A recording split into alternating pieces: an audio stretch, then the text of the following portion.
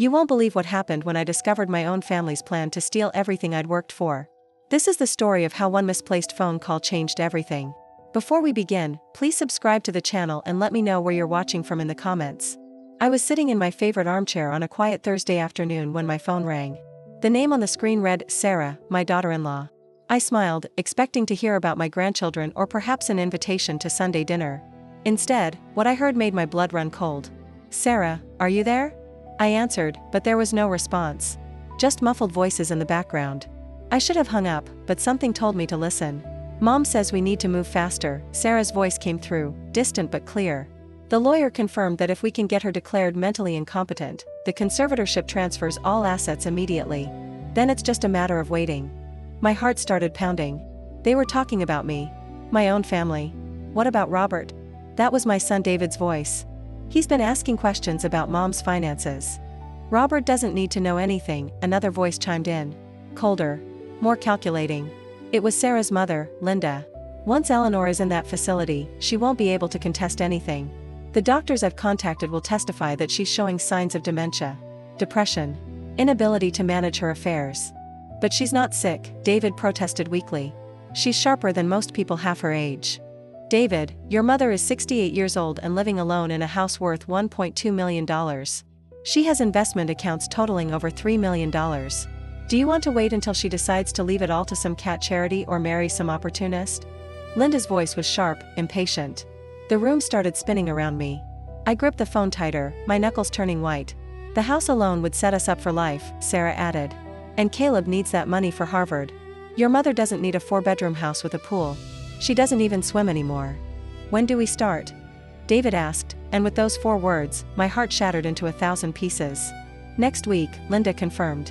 I've scheduled an appointment with Dr. Morrison. He owes me a favor after I helped his son with that DUI situation. He'll evaluate Eleanor, find her incompetent, and we'll have the conservatorship paperwork filed within 48 hours. What if she refuses to see the doctor? Sarah sounded worried. That's why you're going to tell her it's just a routine checkup. Medicare requires it. Something simple that won't raise suspicion. Once she's in his office, Dr. Morrison will do the rest. The call went silent for a moment, then I heard rustling. Shoot, I think I pocket-dialed someone, Sarah muttered. I hung up quickly, my hands shaking so badly I nearly dropped the phone. For a long moment, I just sat there, staring at the walls of the house my late husband Thomas and I had built together 40 years ago. The house where I'd raised David. Where we'd celebrated birthdays and holidays. Where Thomas had died in my arms 3 years ago after his battle with cancer. And now they wanted to take it all. Not just the house. Not just the money. My freedom. My dignity. My very identity. I looked around the living room with new eyes. The photographs on the mantel, David's graduation, his wedding to Sarah, my grandchildren Caleb and Emma. The antique clock Thomas had restored himself. The built-in bookshelves he'd spent an entire summer installing because I loved to read. 40 years of memories, and to them it was just real estate. Just dollars and cents. Just an obstacle between them and what they believed they deserved. The rage started slowly, like embers catching fire. How dare they? I'd worked alongside Thomas to build our savings. I'd been a teacher for 35 years, investing every spare dollar, planning for retirement, making sure we'd never be a burden to anyone. And this was my reward? I thought about all the times I'd helped David and Sarah. The down payment for their first home, $50,000 from our savings. Caleb's private school tuition when Sarah decided public school wasn't good enough, $20,000 a year for 5 years. The car I'd bought Emma for her 16th birthday. The countless dinners, the babysitting, the emotional support through Sarah's difficult pregnancies. Never once had I asked for anything in return. Never once had I made them feel obligated. I'd given freely, joyfully, because that's what mothers do. And now they were planning to lock me away and steal everything Thomas and I had built. The phone rang again. This time it was David calling directly. I stared at his name on the screen, my finger hovering over the answer button. Part of me wanted to confront him immediately. To scream and demand to know how he could betray me like this. But something stopped me. If I revealed what I knew now, they'd just change tactics. Become more careful. More subtle. I needed time to think. To plan. To protect myself. I let the call go to voicemail. A minute later, the message notification appeared. I played it. Hey Mom, it's David. Sarah wanted me to remind you about your doctor's appointment next Tuesday at 2 p.m. She made it for you, just a routine Medicare checkup. We'll pick you up at 1:30. Love you. The casual tone. The lie delivered so smoothly. As if he were doing me a favor instead of setting a trap.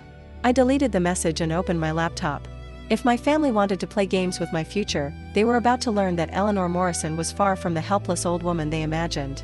Thomas used to joke that I was the most organized person he'd ever met.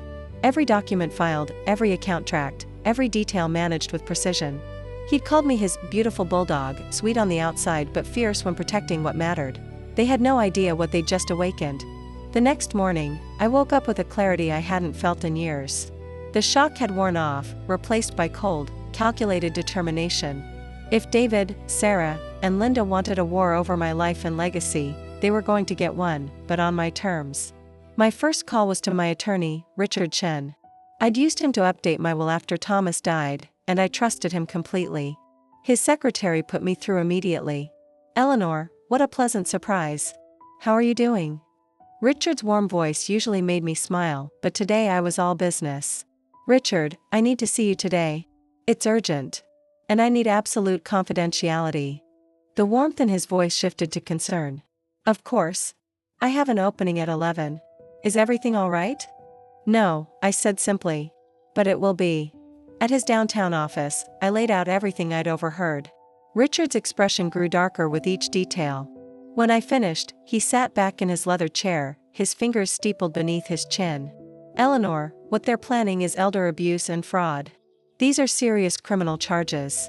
We could go to the police right now." "Not yet," I said firmly. "If we move too quickly, they'll claim it was all a misunderstanding. That I misheard or misinterpreted. I need proof of their intentions. Documented evidence." Richard nodded slowly. "Smart. What do you have in mind?" "First, I want you to help me protect all my assets immediately. Can they seize anything if I act now?" "No. You're of sound mind, and you have every right to manage your finances as you see fit. What would you like to do?" I pulled out a folder I'd prepared that morning.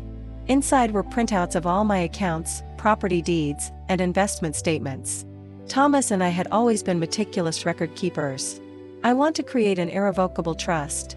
Today, transfer the house and all liquid assets into it with you as trustee. Make it absolutely impossible for anyone to access my money through a conservatorship. Richard's eyebrows rose. "That's aggressive. And smart. But Eleanor, if we do this, it will be very difficult to undo." "Good. I don't want it undone. I want my assets protected from my own son." The words tasted bitter, but I meant them. Richard spent the next 3 hours drawing up the paperwork. By 2 o'clock that afternoon, I'd signed documents that put my entire estate beyond David's reach. The house, the savings, the investment accounts, all protected in a trust that only Richard could access on my behalf. "What about your will?" Richard asked as we finished. "Leave it as is for now," I said. "I don't want to tip them off that anything has changed. Let them think they still have a chance." "Eleanor, I have to ask, are you sure about this? David is still your son. Perhaps if you talk to him, Richard," I interrupted gently but firmly. "My son was willing to lock me away in a facility and steal everything his father and I worked for. He was willing to have a corrupt doctor declare me incompetent. He listened to his mother-in-law plan my imprisonment and said, 'When do we start?' There's nothing to talk about." Richard looked at me with something like admiration. "What's your next step?" "I'm going to that doctor's appointment on Tuesday. I'll act completely normal, answer all their questions, and see exactly what they're planning. And I'm going to record every word." "Be careful," Richard warned. "Recording without consent can be legally complicated." "I'll be in a medical office. Don't I have the right to record my own medical consultations?" Richard smiled slightly. "Actually, yes. In this state, one-party consent is sufficient. Just make sure your phone is fully charged." My second stop was the bank. I withdrew $5,000 in cash and put it in my home safe. If things went badly, I wanted liquid funds that couldn't be frozen or tracked. My third stop surprised me. I drove to an electronics store and bought a sophisticated recording device, the kind that looked like a pen but captured crystal-clear audio. The young man who helped me assumed I was buying it for a grandchild. I didn't correct him. Over the next few days, I prepared like a general planning for battle. I made copies of every document, bank statements, property deeds, medical records proving my perfect health. I collected evidence of every penny I'd given David and Sarah over the years. The canceled checks. The bank transfers. The receipts. $50,000 for their house down payment. $100,000 for Caleb's private school. $15,000 for Emma's car. $20,000 for their kitchen renovation. Countless smaller amounts for birthdays, holidays, emergencies. I'd given them nearly $200,000 over the years. And this was how they repaid me. On Monday evening, David called. "Hey Mom, just confirming for tomorrow. We'll pick you up at 1:30 for your 2 o'clock appointment." "I remember, sweetheart," I said, my voice perfectly calm and loving. "Thank you for arranging this for me." "Of course, Mom. We just want to make sure you're healthy." The lie rolled off his tongue so easily. I wondered how many other lies I'd believed over the years. "Will Sarah be coming too?" I asked. "Yes, she wanted to be there to support you. To support me. Or to make sure their plan went smoothly." "That's sweet of her. I'll be ready." After I hung up, I stood in my kitchen and let myself feel the full weight of what was happening. My son was going to drive me to an appointment designed to destroy my life. He was going to smile and pretend to care while helping to steal everything I owned. But he didn't know that I knew. And he certainly didn't know what I'd done to protect myself. I spent Monday night writing a detailed account of everything I'd overheard, everything I'd discovered. I dated it, signed it, and sealed it in an envelope with Richard's name on it. If anything happened to me, he'd know exactly what to do. Tuesday morning, I dressed carefully. Neat slacks and a simple blouse. Pearl earrings Thomas had given me for our 40th anniversary. I did my hair and makeup. I wanted to look exactly like what I was, a healthy, competent, fully capable 68-year-old woman. The recording pen went in my purse, already activated. My phone was fully charged with a recording app ready to start with one touch. At exactly 1:30, David's car pulled into my driveway. Sarah was in the passenger seat, her smile bright and fake as costume jewelry. "Ready, Mom?" David asked as I got in the back seat. "Ready," I said cheerfully.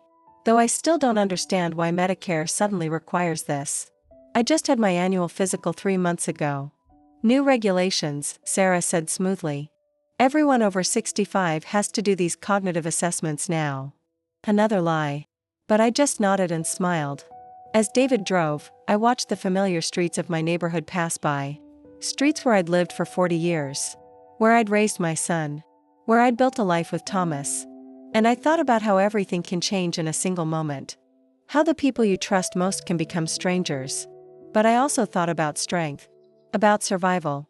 About the fierce determination that had gotten me through teaching 30 years of challenging students, through Thomas's long illness, through the grief of losing him.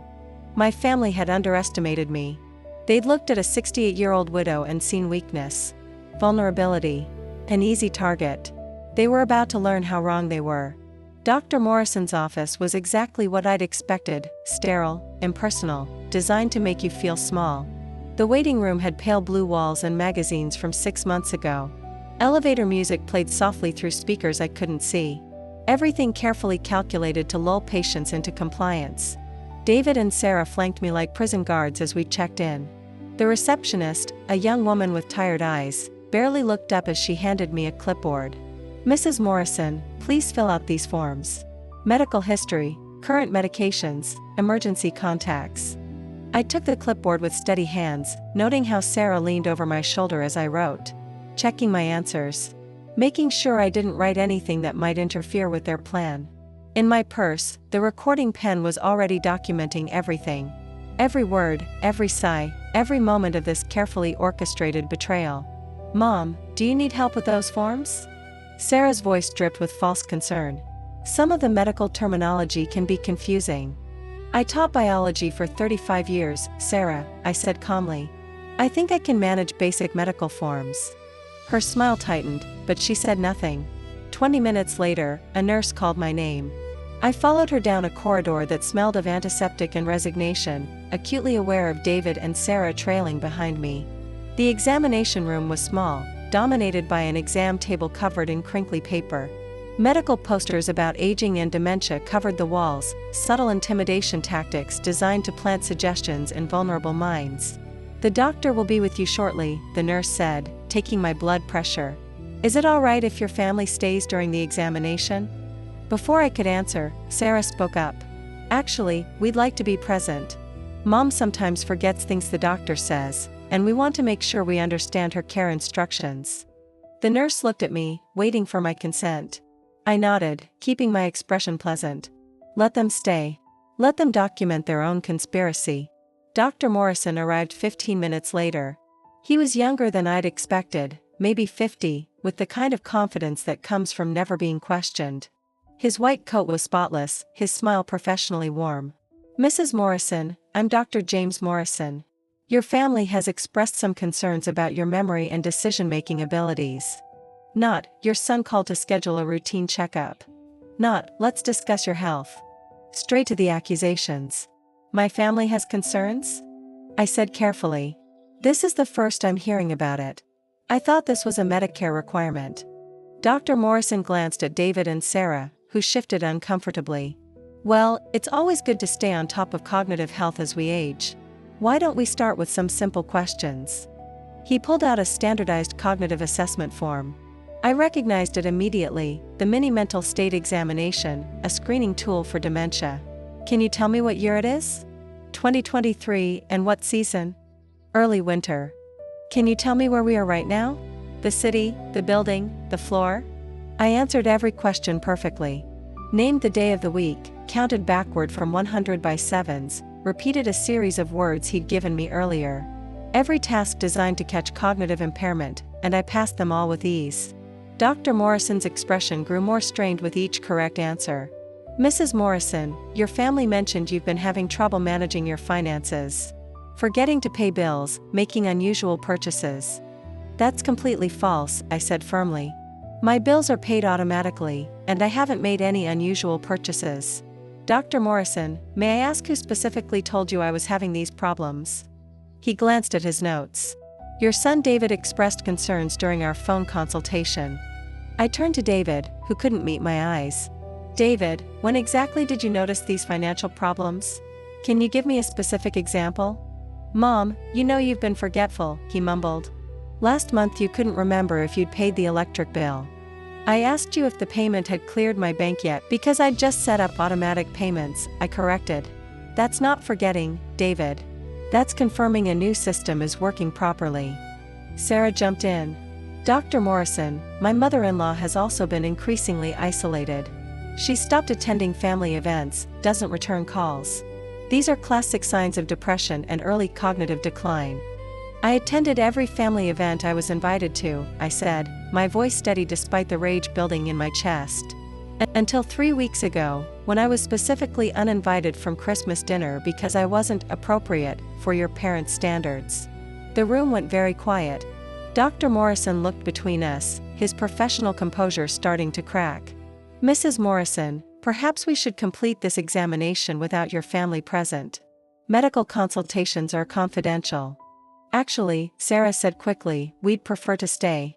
Given Mom's confusion about recent events, I'm not confused about anything, I interrupted. In fact, I'm remarkably clear-headed. Clear enough to know that this isn't a routine Medicare checkup. Clear enough to know that you've been planning to have Dr. Morrison declare me mentally incompetent so you can pursue a conservatorship.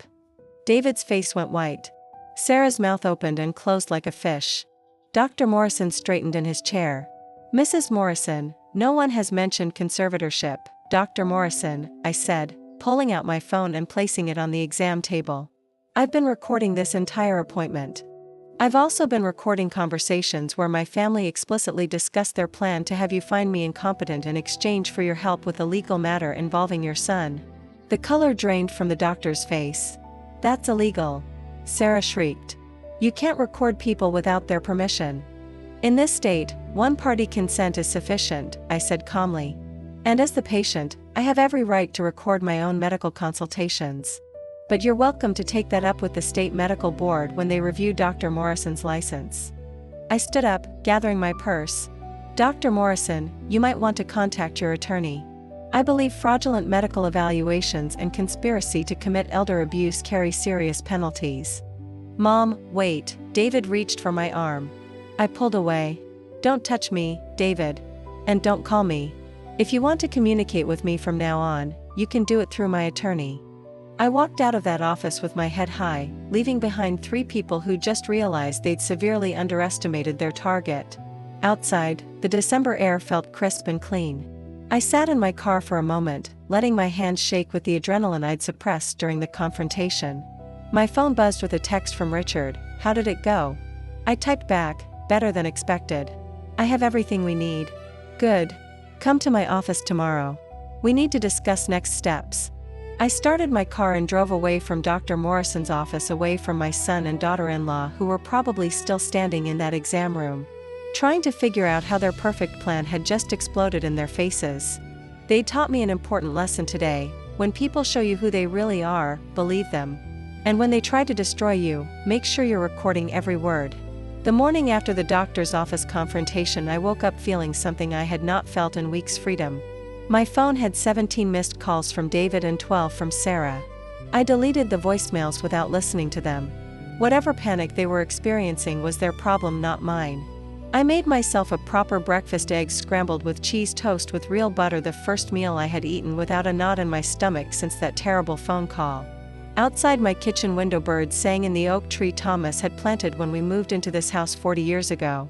Everything felt sharper, clearer, like I had been living underwater and finally broke the surface. I opened my laptop and began the real work, documenting everything systematically. Richard had taught me that emotion was not enough in court. We needed facts, dates, numbers, an unbreakable chain of evidence that even the most sympathetic judge could not ignore. I started with the recordings. I made copies of the original phone call where I had overheard their conspiracy, backed up in 3 separate locations. Then I transcribed every word: Sarah and Linda discussing the corrupt doctor, the conservatorship, the plan to lock me away. My hands shook slightly as I typed their casual cruelty preserved in black and white. I catalogued the doctor appointment recording, Dr. Morrison's questions designed to find incompetent Sarah, and David's lies about my financial difficulties. The moment when I had revealed I was recording their reactions captured forever. Next came the financial documentation. Every check I had written for David and Sarah's benefit, every bank transfer, every withdrawal. The $50,000 down payment documented with a copy of the check, and the loan I took against my home. Caleb's private school tuition, $20,000 annually for 5 years, complete with canceled checks and enrollment records. Emma's car with the sales receipt showing my name as purchaser. Kitchen renovations, vacation expenses, emergency loans, all documented, all totaling nearly $200,000 over 5 years. I created a timeline spreadsheet with dates, amounts, and purposes. Christmas 2018, $5,000 for family vacation. June 2019, $12,000 for kitchen renovation. August 2020, $8,000 for Caleb's school year expenses. September 2021, $6,000 for emergency car repairs. The list went on and on, a chronicle of my generosity and their exploitation. By noon I had assembled a portfolio that would make any prosecutor weep with joy. Evidence of conspiracy, fraud, attempted elder abuse, and documented lies told to medical professionals.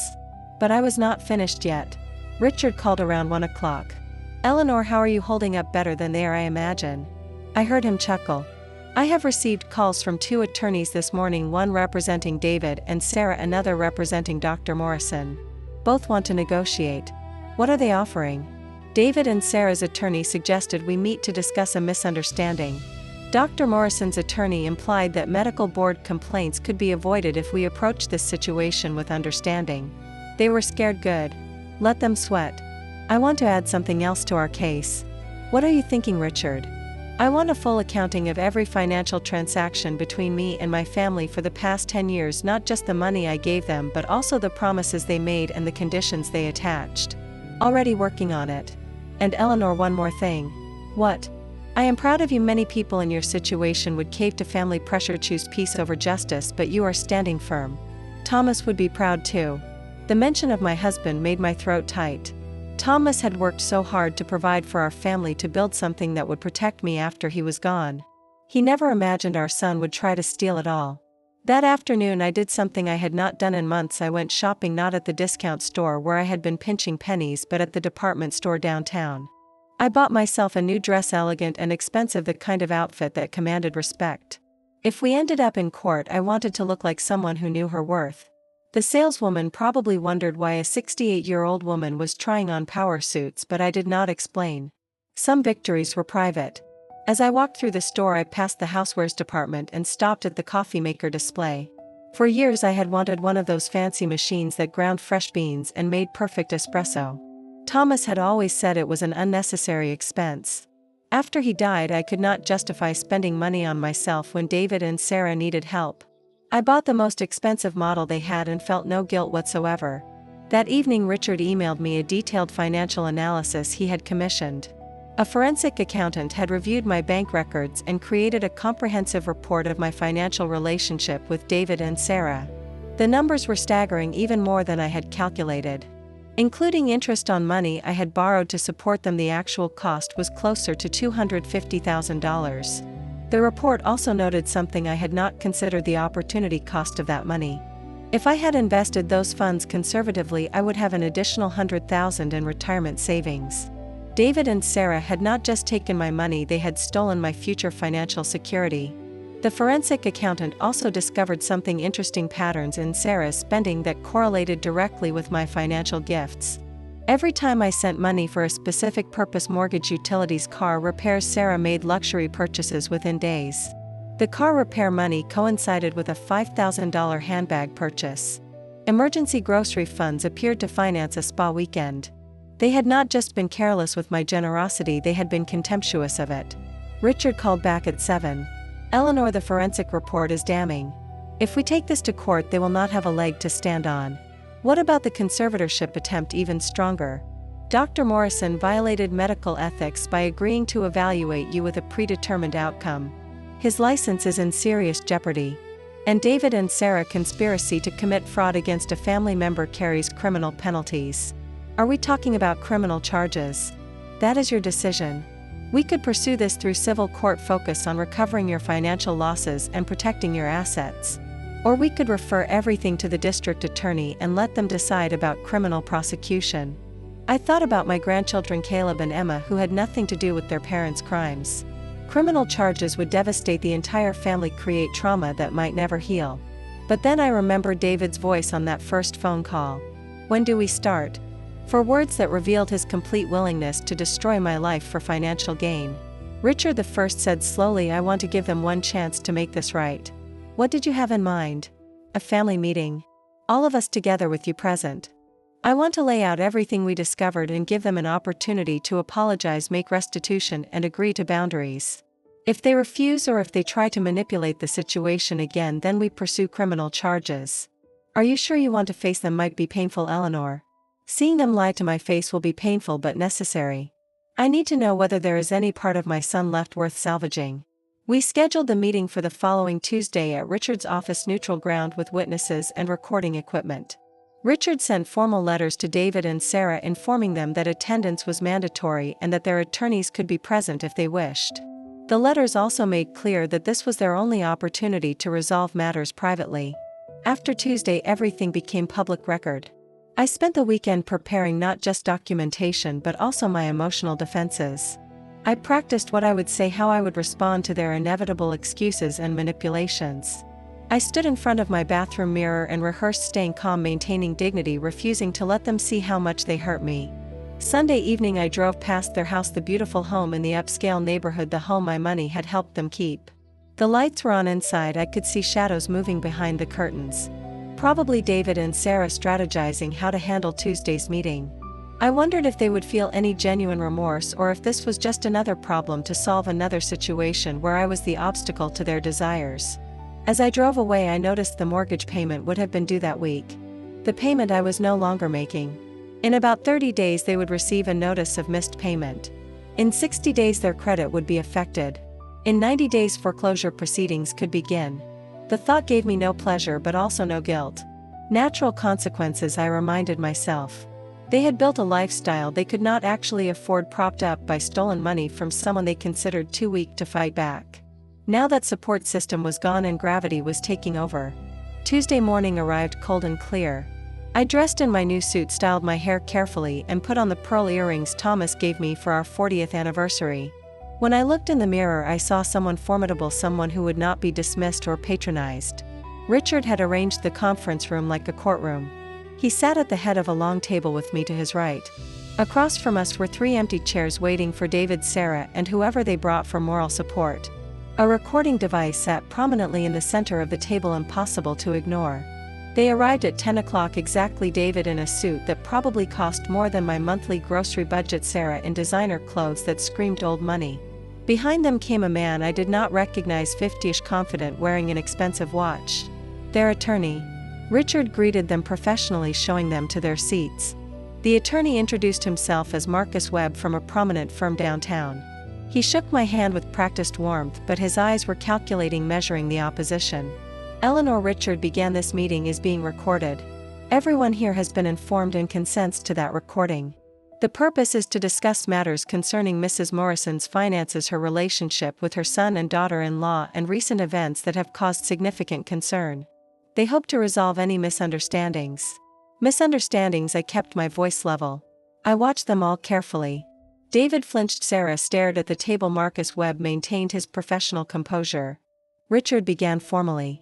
We are here to review documented evidence concerning Mrs. Eleanor Morrison and the actions taken by her family members, David Morrison, Sarah Morrison, and their legal representatives. Eleanor, would you like to present your evidence? I opened my folder carefully, removing the first document. This is a bank statement from June 2018 showing a transfer of $50,000 from my home equity line of credit to David and Sarah Morrison for their house down payment. The paper slid across the polished table, landing in front of Marcus Webb. He glanced at it, his expression unchanging. David, I said, turning to face my son directly, do you remember that transfer?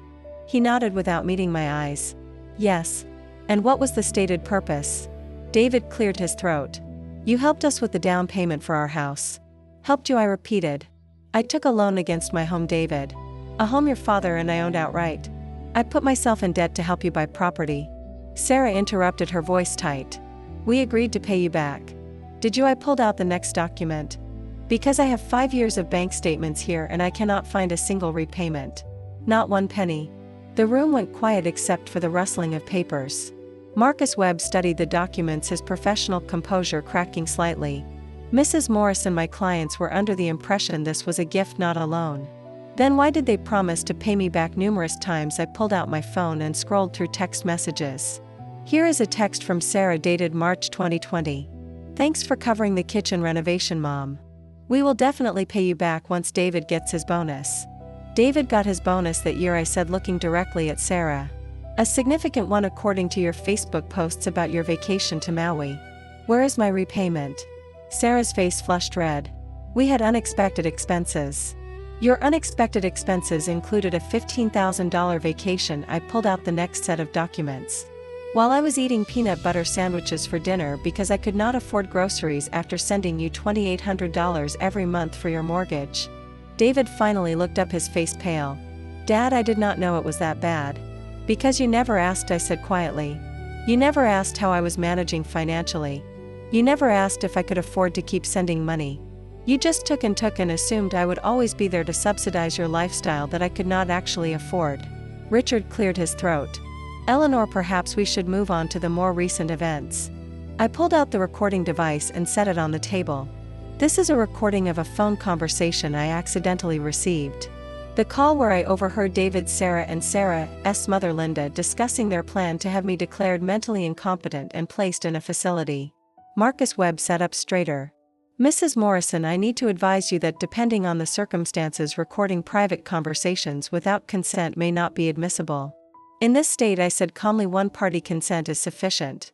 I was one of the parties on the call, even if accidentally. The recording is completely legal. Richard nodded. And I have reviewed the recording personally. It is deeply disturbing. Would you like to hear it? I asked, looking at each of them in turn. Would you like to hear Linda explaining how she knows a corrupt doctor who will find me incompetent in exchange for help with his son's legal problems? Would you like to hear Sarah discussing how the conservatorship will give you immediate access to my assets? Would you like to hear David, my own son, asking when do we start? David stood abruptly. Dad, I was confused. I did not understand what they were planning. You understood enough to schedule a fake doctor's appointment, I said, my voice hardening. You understood enough to lie to me about Medicare requirements. You understood enough to drive me to that appointment knowing I was walking into a trap. Marcus Webb raised his hand. Perhaps we should take a short break so I can consult with my clients. No, I said firmly. We are not taking a break. We are going to sit here and finish this conversation because you do not get to pause consequences when they become uncomfortable. Richard pulled out another set of documents. Mr. Webb, your clients attempted to commit elder abuse, fraud, and conspiracy. These are serious criminal charges. However, Mrs. Morrison has graciously agreed to give them one opportunity to resolve this privately. Marcus Webb looked relieved. We appreciate Mrs. Morrison's willingness to be reasonable. What are your terms? Richard slid a document across the table. Full written confession of all actions taken against Mrs. Morrison. Public apology acknowledging the harm caused. Complete repayment of all financial support provided over the past 5 years with interest. Immediate cessation of all contact unless initiated by Mrs. Morrison. And formal agreement that any future will or estate disputes will be resolved through mediation with all parties bearing equal costs. Sarah's voice came out strangled. $250,000. We do not have that kind of money. You had it when it was mine, I said. You had it for designer handbags and expensive vacations and private school tuition you could not actually afford. Find a way to get it back. David turned to me, his eyes desperate. Dad, please. We made mistakes, but we are still family. You stopped being my family when you chose your wife's mother's plan over your father's well-being, I said. You stopped being my family when you decided my independence and dignity were acceptable sacrifices for your financial convenience. Marcus Webb studied the document carefully. These terms are extremely harsh. Mrs. Morrison might reconsider. These terms are generous, I interrupted. The alternative is criminal prosecution, media exposure, and the complete destruction of their reputations. I am offering them a chance to make this right privately. Richard added, the terms are non-negotiable. You have 72 hours to decide. Sign the agreement or Mrs. Morrison takes all evidence to the district attorney and pursues criminal charges. Marcus Webb gathered his papers. We need time to discuss this with our clients privately. You have until 5 p.m. Friday, Richard said. After that the offer expires and we proceed with criminal prosecution. David, Sarah, and Marcus Webb stood to leave. David paused at the door, turning back to face me. Dad, I am sorry. I know you do not believe that, but I truly am sorry. I looked at my son, this man I had raised and loved and sacrificed for. Sorry is a word, David. It does not undo actions. It does not rebuild trust. And it certainly does not pay back $250,000. After they left, Richard turned to me. Eleanor, are you certain about this path? Once we start, there is no going back. I am certain, I said. They had every opportunity to treat me with respect and dignity. They chose exploitation and betrayal. Now they get to choose between restitution and prosecution. Richard smiled slightly. Your husband would be proud of you. Thomas would have prevented this from happening, I said. He would have seen through their manipulation years ago. But since he is not here to protect me, I have to protect myself. The rest of the week passed in tense silence. No calls from David or Sarah. No attempts to negotiate. I spent the time organizing my life, preparing for whatever came next. Thursday evening my phone rang. Unknown number. Mrs. Morrison, this is Marcus Webb. I need to inform you that my clients have decided not to accept your terms. My heart sank even though I had expected this. They are refusing to sign the agreement. Not refusing exactly. They want to negotiate some modifications to the repayment schedule. Mr. Webb, I was very clear. The terms are non-negotiable. Mrs. Morrison, please be reasonable. $250,000 is an enormous sum. They cannot possibly repay it immediately. Then they should not have stolen it from me. Borrowed, Mrs. Morrison. They borrowed it. With no intention of repaying, I corrected. That is called theft, Mr. Webb. And I am done being reasonable with people who spent 5 years being unreasonable with me. There was a long pause. Mrs. Morrison, I need to be honest with you. If you pursue criminal charges, this will become very public. Your family situation will be exposed. Your son's reputation will be destroyed. Good, I said. Maybe it will warn other elderly parents about the dangers of trusting their children unconditionally. Mr. Webb hung up without another word. I called Richard immediately. They rejected the terms. I know Marcus just called me as well. Eleanor, are you ready for what comes next? I thought about the past 5 years. The mortgage payments I could not afford. The lies I had believed. The Christmas dinner I had been excluded from. The trap they had set with that corrupt doctor. I am ready, I said. Let us show them what happens when they underestimate a woman who has finally had enough. Friday at 4:30 p.m. Richard and I walked into the district attorney's office. Assistant District Attorney Jennifer Martinez greeted us professionally, but I could see the interest in her eyes when Richard explained our case. Mrs. Morrison, she said after reviewing our evidence, this is one of the most clear-cut cases of elder abuse I have seen. Your documentation is extraordinary. I was a teacher for 35 years, I said. I know how to organize information. Jennifer smiled. Well, your organizational skills are about to send some people to prison.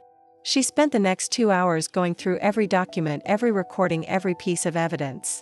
By the time we finished, the sun was setting outside her office windows. Mrs. Morrison, I want to be clear about what happens next. Once we file charges, this becomes a criminal matter. Your son and daughter-in-law will be arrested. There will be media coverage. Your family situation will become public record. I understand. Jennifer studied me carefully. Many people in your situation choose not to prosecute. The emotional cost of seeing family members arrested can be devastating. Miss Martinez, I said, meeting her gaze steadily, the emotional cost of being betrayed by your own child is already devastating. At least this way there are consequences. Jennifer nodded and picked up her phone. Then let us make sure those consequences are appropriate. I will have arrest warrants issued by Monday morning. Would you like to be notified before the arrests occur? Yes, I said. I would like to be there when they realize I was serious. Jennifer's smile was sharp. Mrs. Morrison, I think you and I are going to get along very well. Richard drove me home through Friday evening traffic. Neither of us spoke much. There was nothing left to say. The decision was made. The wheels of justice were turning. Eleanor, Richard finally said as we pulled into my driveway, are you scared? Terrified, I admitted. But also relieved. For the first time in 5 years, I feel like I am taking control of my own life instead of letting other people make decisions for me. That is growth, he said gently. Painful but necessary growth. I looked at my house. The house I had protected. The life I had reclaimed. The future I was building on my own terms. Growth, I agreed. And revenge. And justice. Richard smiled. The best kind of revenge is living well, Eleanor. And you, my dear, are about to live very, very well indeed.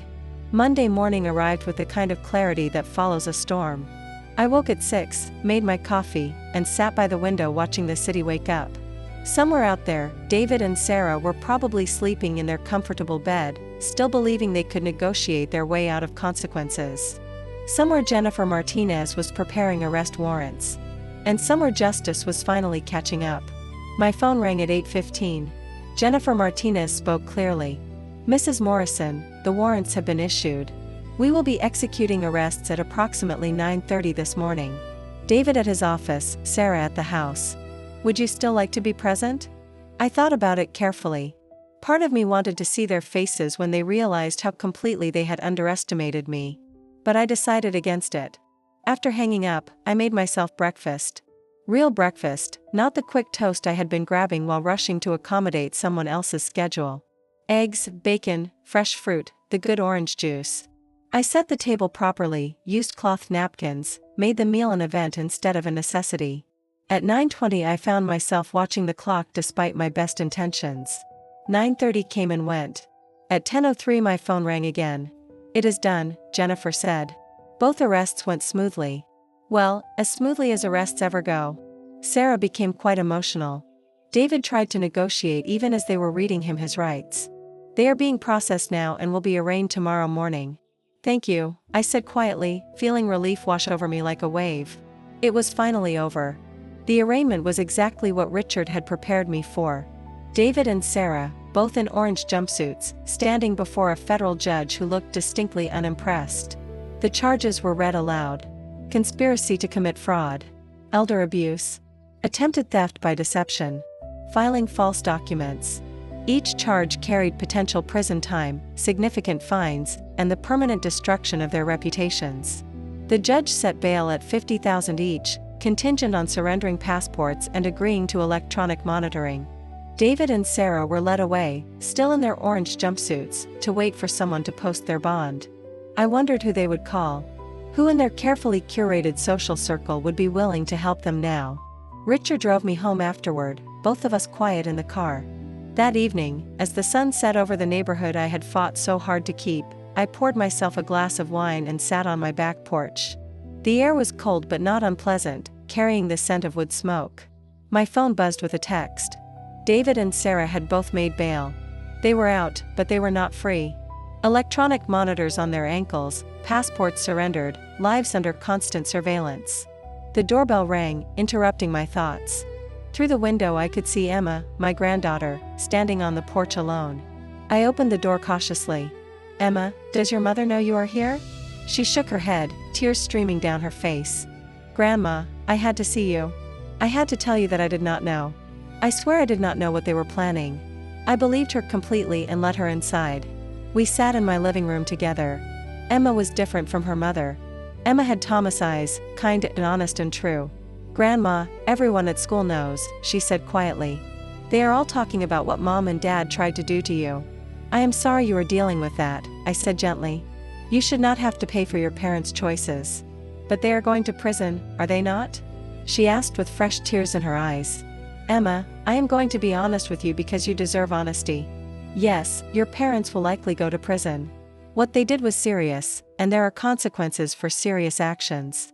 But that does not change the fact that they are your parents, or that you can still love them while disagreeing with their choices." She nodded slowly, wiping her eyes. "Did you ever think about just forgiving them and making it all disappear?" "Every day," I admitted honestly. "But Emma, forgiveness does not mean accepting abuse. It does not mean pretending this did not happen or allowing it to continue. Real forgiveness means acknowledging the harm, holding people accountable, and then choosing not to let that harm define your future." We talked for another hour about college, about her plans, about how she could maintain relationships with everyone despite the difficult situation we all faced. When Emma finally left, hugging me tightly at the door, I felt something shift inside me. The weight I had been carrying for 5 years began to lift slightly. The next generation did not have to repeat the mistakes of this one. There was still hope for something better. As I watched her walk to her car, I realized that justice was not just about punishment. It was also about protecting the innocent and teaching valuable lessons. 3 weeks after the arrests, plea negotiations began. David and Sarah's new attorney, a sharp woman named Caroline West, contacted Richard with an offer. Her clients would plead guilty to reduced charges in exchange for shorter sentences and restitution. "What kind of restitution?" Richard asked during our conference call. "Full repayment of the $250,000 over 10 years plus community service focused on elder abuse prevention programs." I sat in Richard's office considering the offer. 10 years of monthly payments meant David and Sarah would be in their 60s before they finished paying me back. It meant every month for a decade they would be reminded of what their greed had cost them. Caroline added one more detail. Her clients want to make a public statement as part of the plea agreement, acknowledging what they did and apologizing. Not just to you but to other families who might face similar situations. A public apology. The idea had appeal. Elder abuse thrived in silence, in families too ashamed to admit their children or relatives had betrayed them. If David and Sarah's story could prevent even one other senior from experiencing what I had endured, perhaps something good could come from this nightmare. "Richard, what do you think?" He removed his glasses and cleaned them carefully, a gesture I had learned meant he was choosing his words with precision. "Eleanor, the restitution will never fully compensate you for the emotional harm.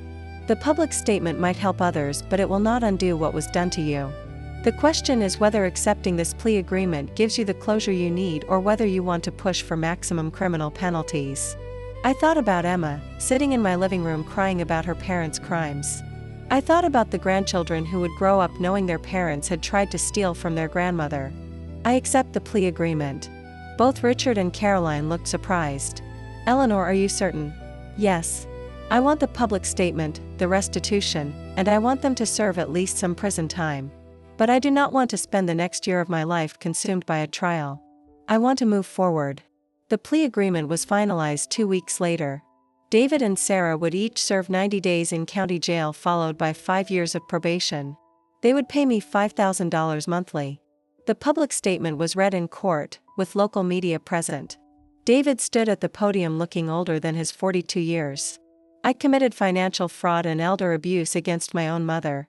I manipulated her generosity, exploited her love, and attempted to steal her independence and dignity."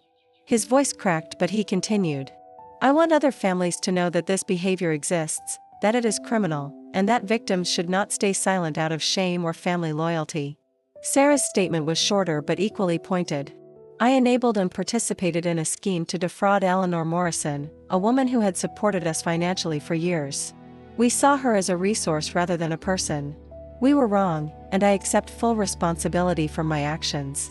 The judge, a stern woman in her 60s named Justice Patricia Okonkwo, addressed them both before sentencing. Financial elder abuse is a growing problem in our society.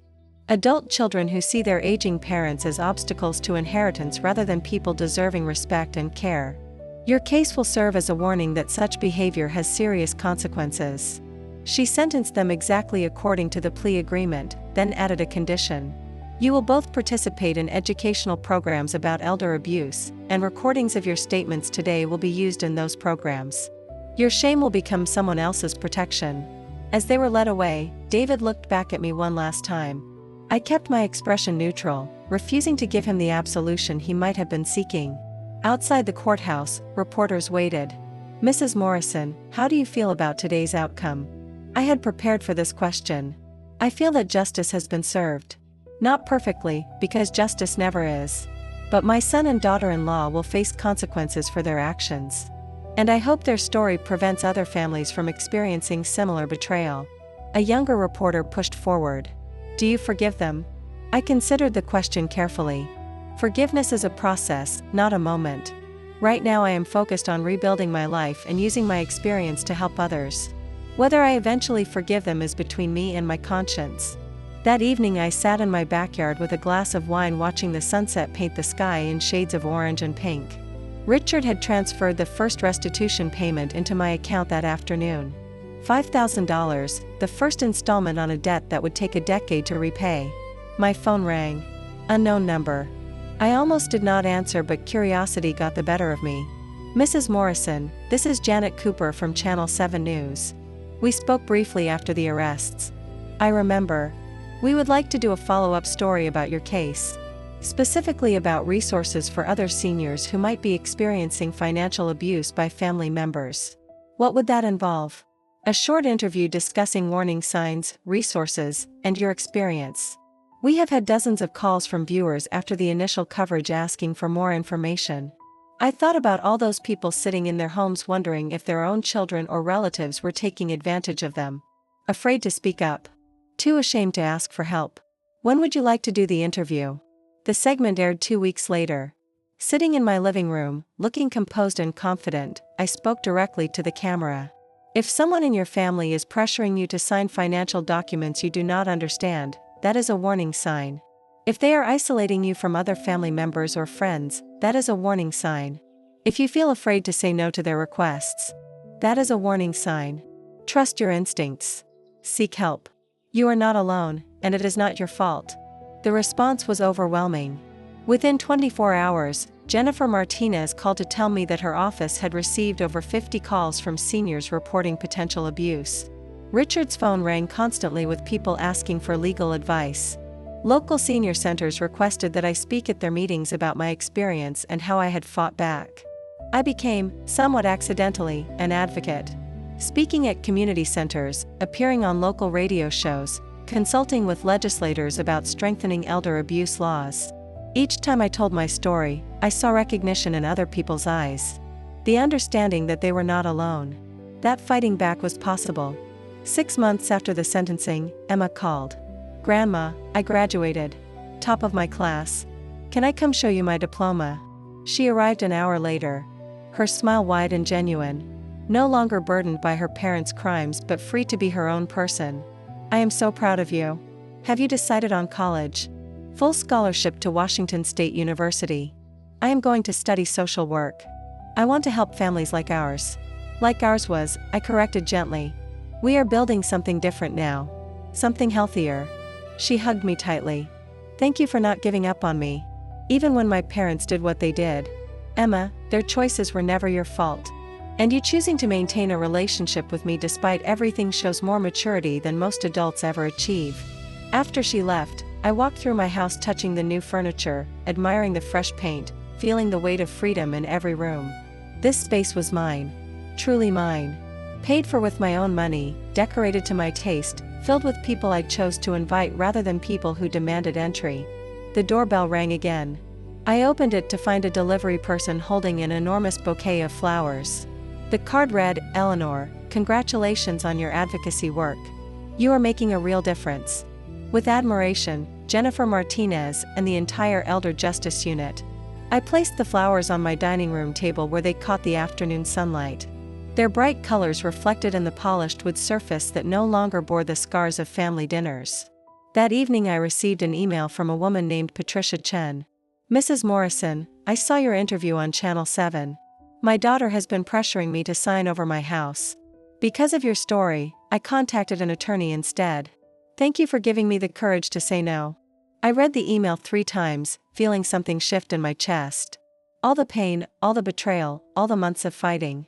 If it could help even one person avoid what I had experienced, then perhaps it had meaning beyond my personal victory.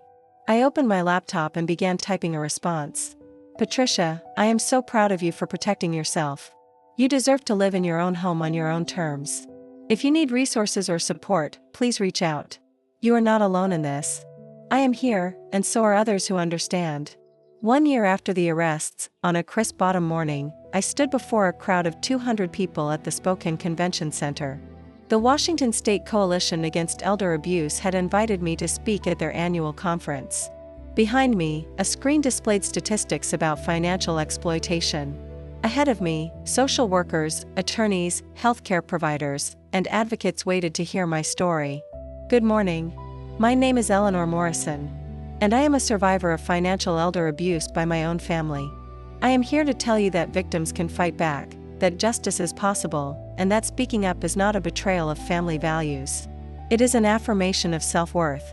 I spoke for 30 minutes, sharing the details of my case, the emotions I had experienced, the legal strategies that had worked, and the resources that had helped me.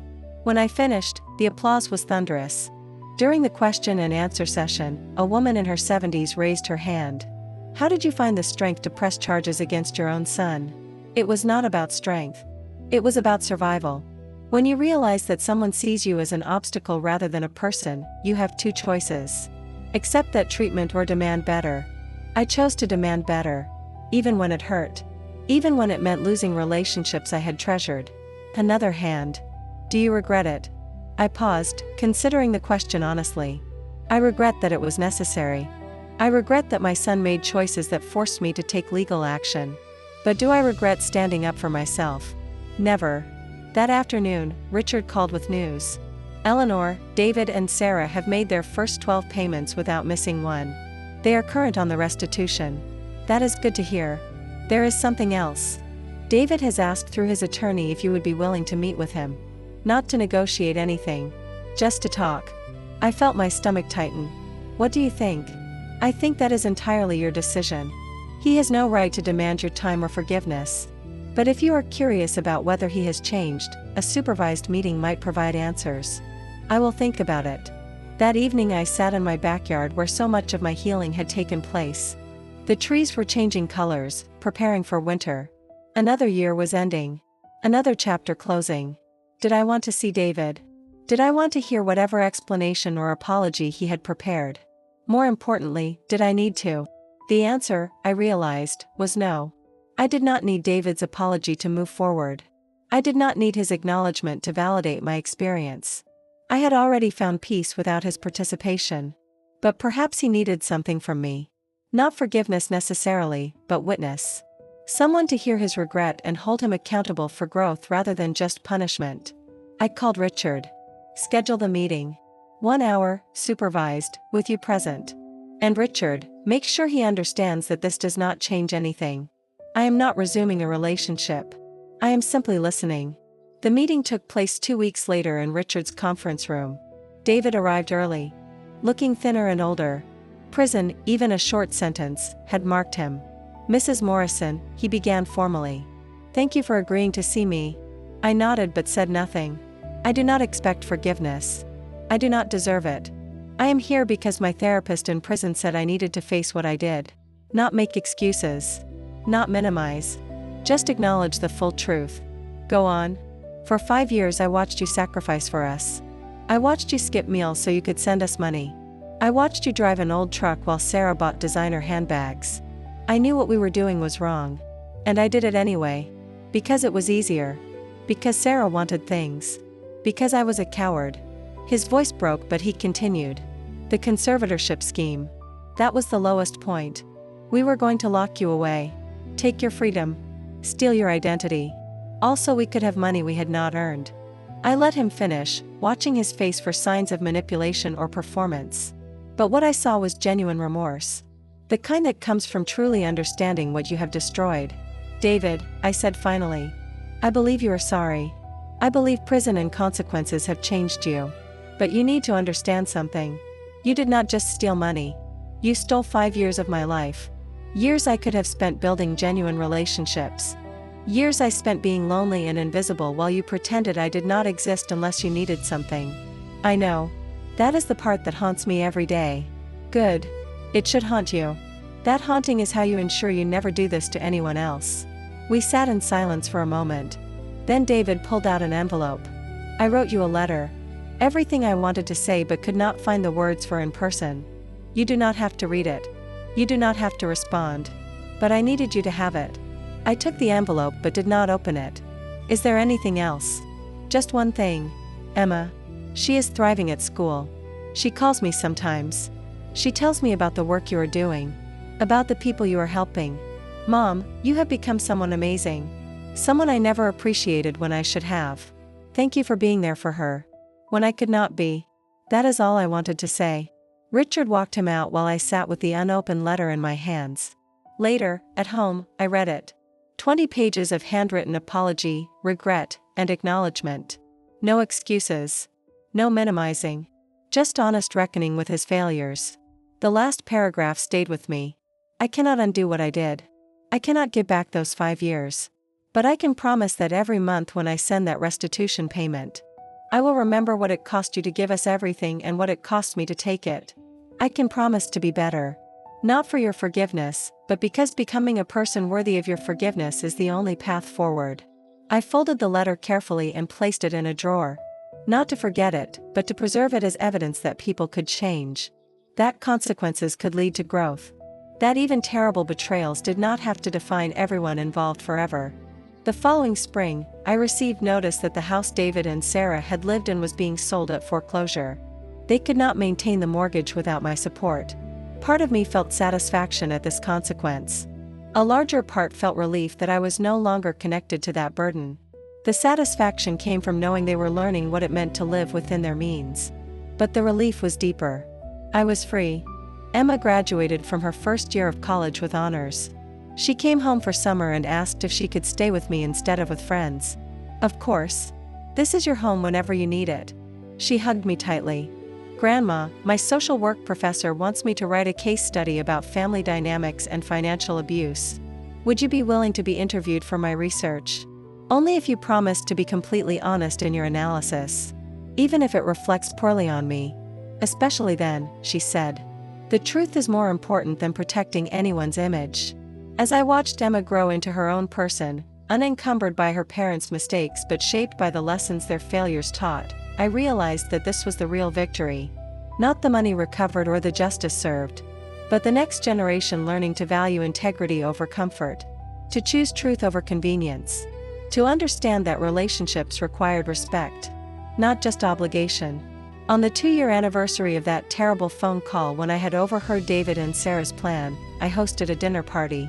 Emma was there, along with Richard and his wife, Jennifer Martinez and her partner, and several other people whose lives had intersected with mine through this journey.